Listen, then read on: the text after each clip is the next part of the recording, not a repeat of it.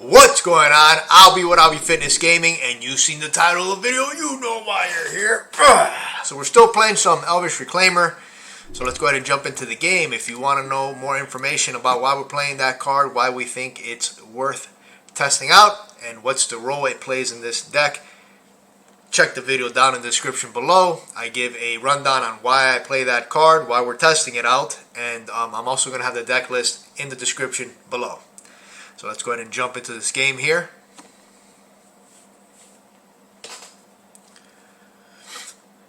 Alright, as we wait, I'll just give a quick description on what the Reclaimer can do. It helps us fix our mana. It's a threat for 1 mana. It dodges Bolt. It helps us against Blood Moon decks by fetching out our basics whenever we get hit Blood Moon out of nowhere. So, I mean, it does have some play to it. We don't use it as a way to technically, like, draw special lands. I mean, put out special lands and things like that. It's more of a beater and to help fix our mana and have domain more consistent. We do play a 1 Flagstone for ramp if we need to be. You know, if we need to play multiple spells that turn. This is going to be fun. Alright, Nacatl. Let's see. So we want a breeding pool here. Actually, I should have... Flooded Strand should have got us the breeding pool, not the Wooded Foothills. And, you know, maybe it doesn't matter, but it's always good to try to play every card as best as you can and kind of get into the habit of that. This is what I'm talking about. Nice and fast action.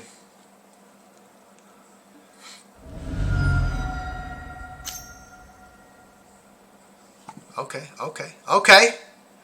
Opponent going in, baby.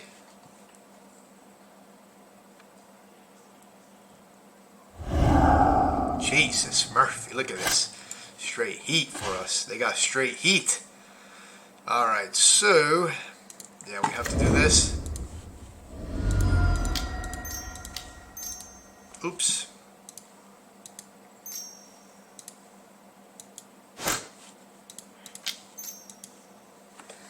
Okay, do we attack here? I think we do.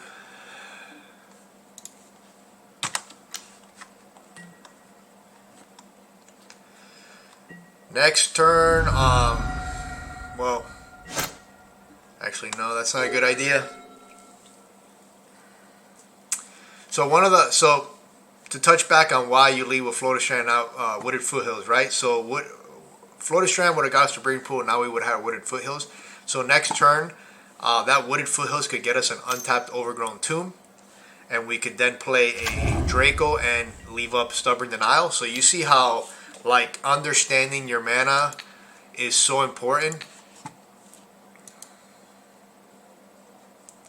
But either way, we're playing against a really aggressive deck, so we probably don't want to be fetching and shocking anyways.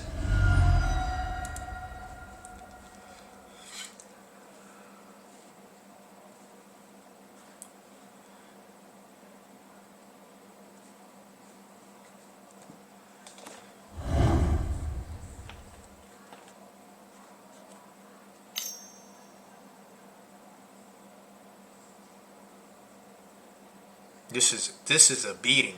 This is a beating, my friends. I mean, there's really nothing we could have done. I mean, even if we would have blocked here, they could have just bolted. All right. So, we can get a plains, but no, that doesn't do it. We need. Yeah, we're in deep trouble. Like, what do we do here? We play this. We can block, but that doesn't really do anything. We're at 10. I don't really want to shock.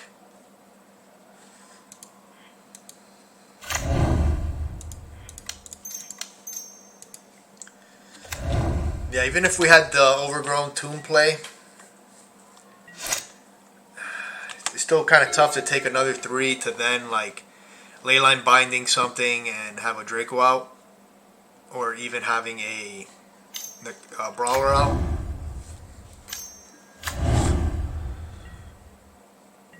Okay, so they didn't attack. That's good for us. A little surprised by that, actually. I'm a little surprised by that. I think giving up a creature to get some more damage in would have probably been fine. We're gonna take... Which one is worse to deal with?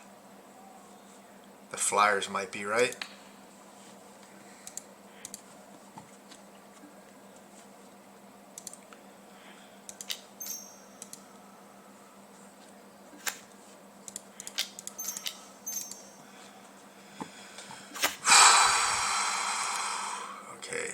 Attack here.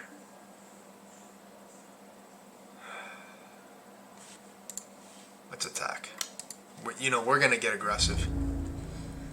We need to get it in because they have two cards. They're gonna draw another one, and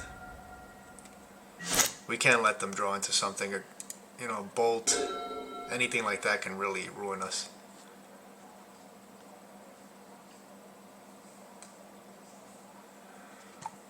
I mean, even that.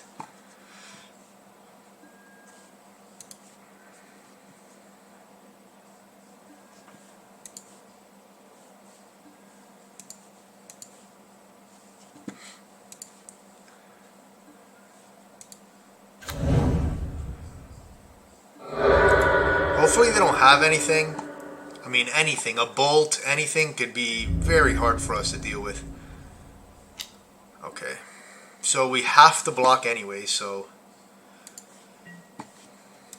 we can go, let's just go here and here. I mean, we have no choice but to block.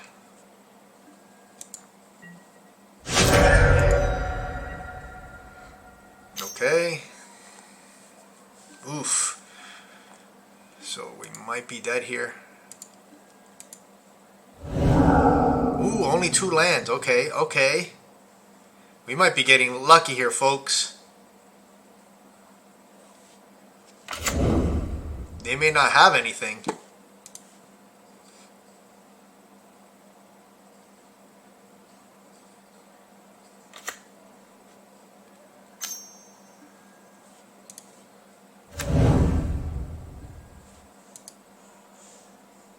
This is a close game. A removal spell here would be nice, and no, of course not.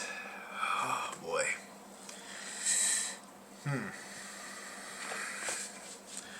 If we attack with everything,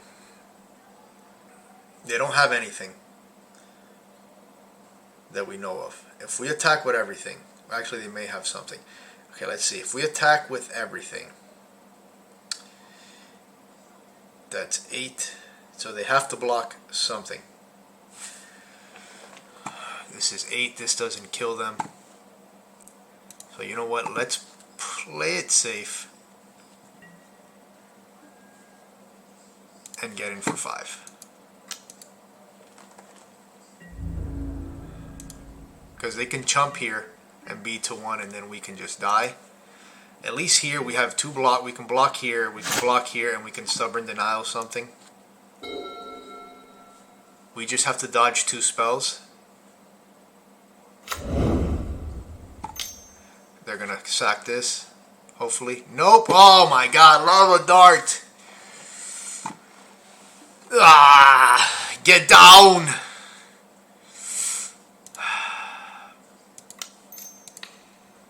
Let's just counter it.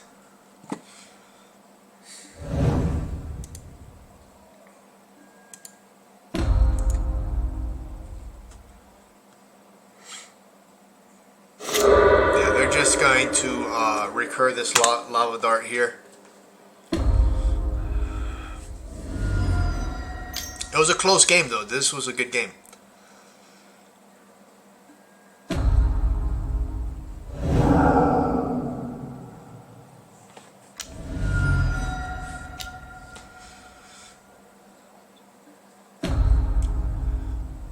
This deck is pretty neat, man. I mean, they had one card in hand, and look at all the shenanigans they were able to run off of that. I mean, they're pretty much able to do over 20 damage this turn off of one card in hand. That's pretty awesome.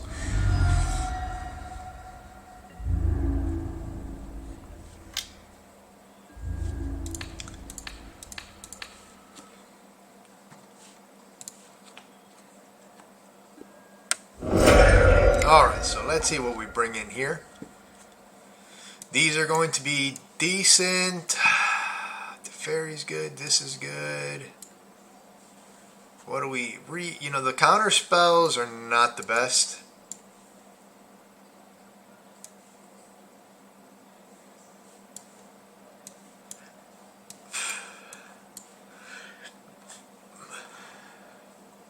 They could actually, you know what, they could bring in Blood Moon.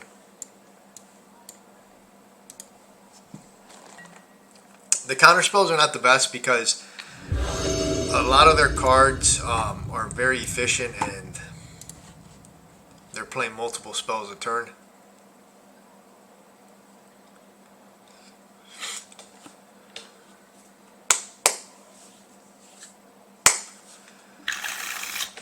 Alright, 2 basics. A lot of lands. We got some removal. We can have a Teferi.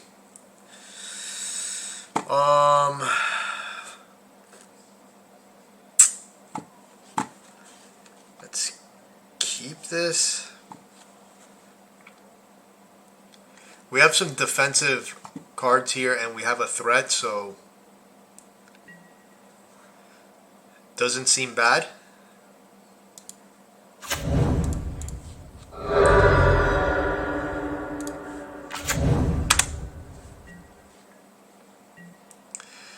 Another thing to also, normally having your planes and your forests in your hand are really bad, but because I suspect they're going to bring in something like Blood Moon, it can actually work in our favor.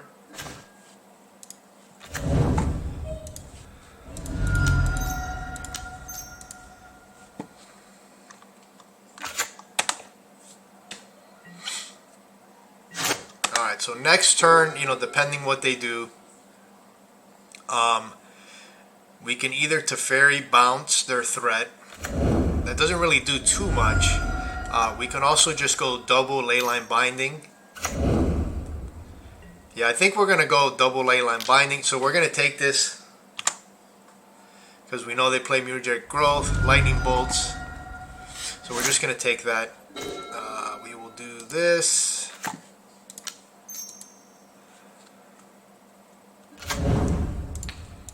Take this little guy, and we're going to hold on to the other one in hopes that they try to growth it or do something so that we can kind of try to get a 2-for-1. This is actually a pretty fun matchup. It's really fast paced. Yep.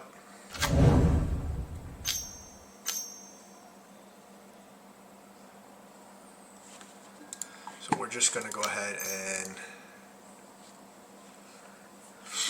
take this down while the shields are down. They could play like Spell Pierce or something.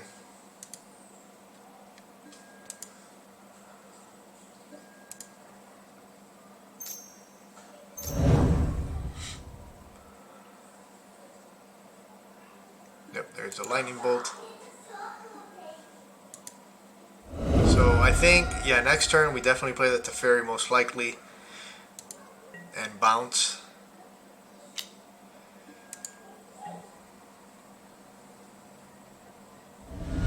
Yep, there's the growth we were talking about.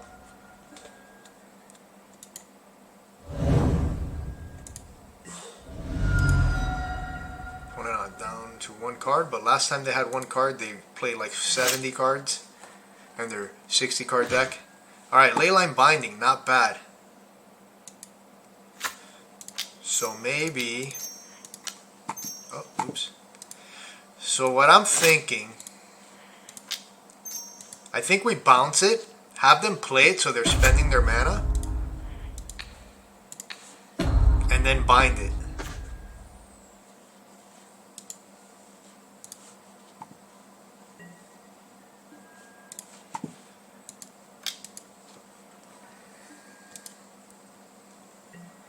And if they play a lightning bolt or something to kill this, like, I'm okay with that too.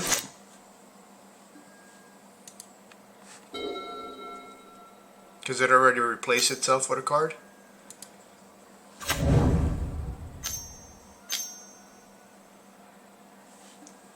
So we'll just do this now. Yep. Alright, cool. We got there. Alright. I think I like this setup anyways.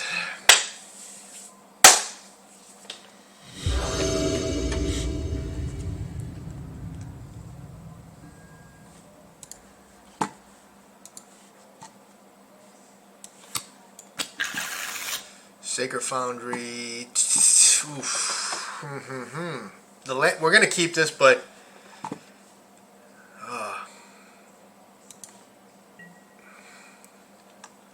very creature heavy, which could be good. We'll see.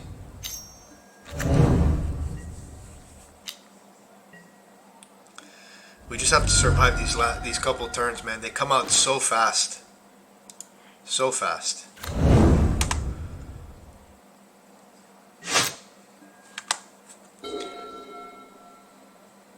Like, we're a fast, aggressive deck, so when we play against decks that are like faster than us, it's a little scary, man. Not gonna lie, because it's like, geez.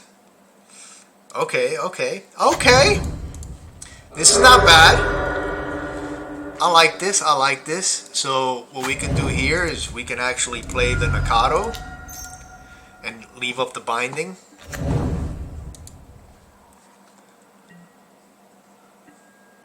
They could play, you know, Blood Moon, remember? Let's just try to do this now.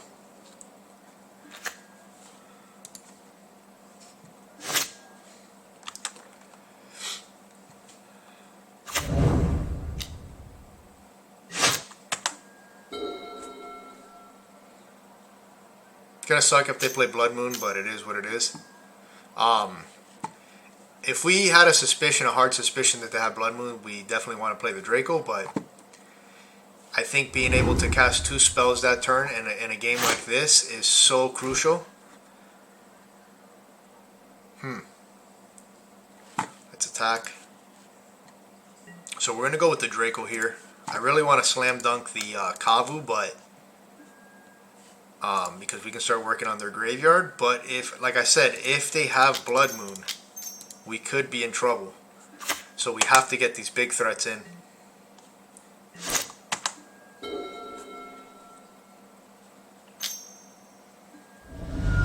Okay, Lava Dart. Okay, luckily nothing they can play this turn.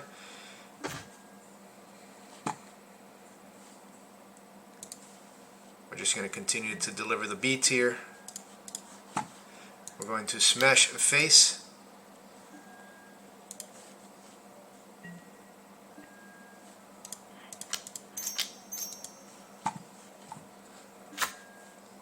This could be all she wrote, ladies and gentlemen.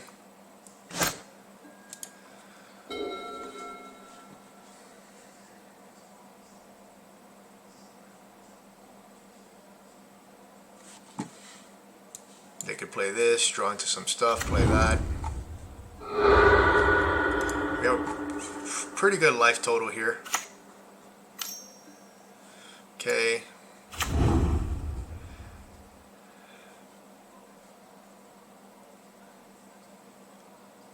They still have a good amount of cards in hand. That's one thing to keep in mind, that they have these. So they couldn't, I mean, they can go full potato here.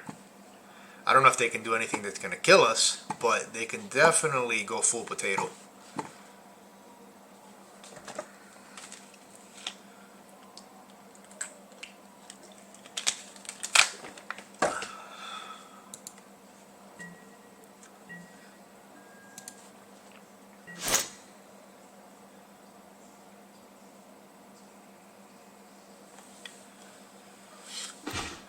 Okay, that's not bad.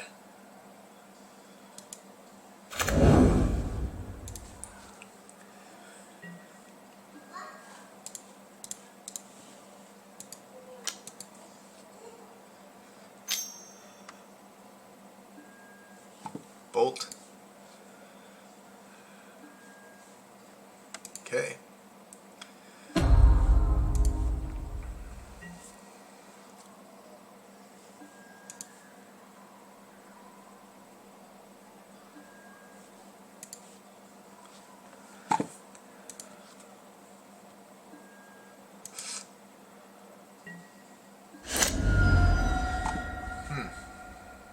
I think we go, and then if they play Blood Moon, float a white, tear it.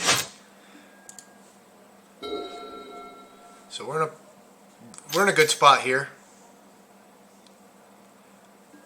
They can go ham, you know, like I mentioned earlier.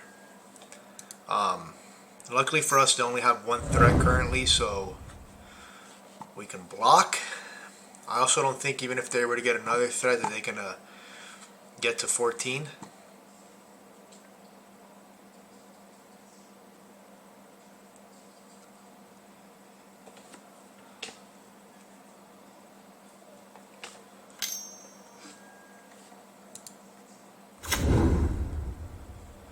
So they can go ham here with the lava darts. They can kill off the Draco if they want. Okay, so they have a lot of creatures in play now, so okay.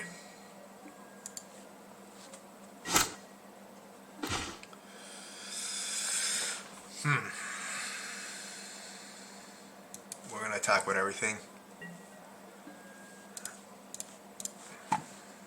I think rather than try to take the dart out of the graveyard, we're going to discard this and hopes to hit some type of burn spell. Yep.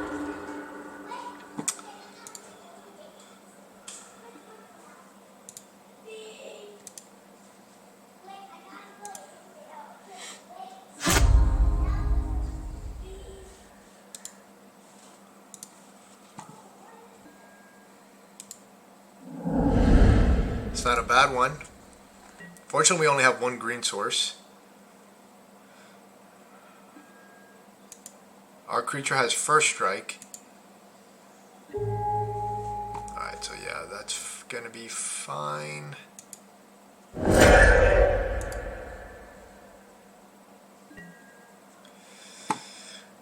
so what can we play here? I want to do this. No. Is that what we want? No, what are we doing? Kavu.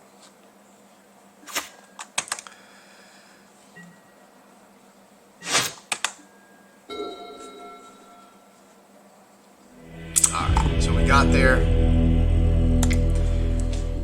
That was a really good matchup. A lot of back and forth. That third game, it just seemed like, although they are a faster deck, it just seemed like they weren't able to come out as explosive as they did in the first game, which allowed us to control the board. And, you know, once we got a grip of the board, it was very, very hard for them to establish dominance over us. So, you know, that's, and again, you know, that's what happens when you're playing an aggro deck versus an aggro deck, right? You're just trying to take over the board, especially with creatures, and our creatures are a lot bigger, but theirs are a lot faster, and they can get bigger faster as well, and they have a lot of spells that they can filter through. So, so we were able to get there. Good for us. So Reclaimer, one thing takeaway from there is I wish I had more green mana. Maybe that's a reason to take Reclaimer out and try something else. I don't know what, you know, Ragavan obviously would have been decent there. There's a lot of creatures, so Ragavan would have not really got in, but he would have made at least a blocker. You know, but yeah, so far, let me know what you guys think about the Reclaimer. He's decent. Reclaimer's okay. I don't think it's something that I'm going to continue playtesting with after the games that I've played, and then plus these that you guys have seen. There's really nothing. What it adds to the deck, it's not something that is going to make it better, in my opinion. So we're going to continue trying to figure out if there's anything other cards that we can mess with and see if we can tune the deck better. I still like, out of all the cards that I've tried, the cards that I've liked are Knight of the Reliquary. That card seems very solid in this list. Renin 6 has been okay. It's been good enough, I feel, but Renin 6 is a powerful card. And, you know, we have a lot of 2-drops, so I can see why not to play Renin 6, because we're too busy trying to cast our creatures. But yeah, Knight of the Reliquary for me so far has been the best creature to add. And I've also played with Siege Rhino, and Siege Rhino has been really good as well. The only thing about Siege Rhino is that like 4 mana in Modern right now for creatures is if you're not like winning the game, it's just not enough anymore. It's just not enough. Anyways, my friends, let me know what you think of the deck. Comment at the bottom. If you have any suggestions, comment at the bottom. Thank you guys for watching. Don't forget to like, subscribe, hit that notification button. And again, take care and peace out.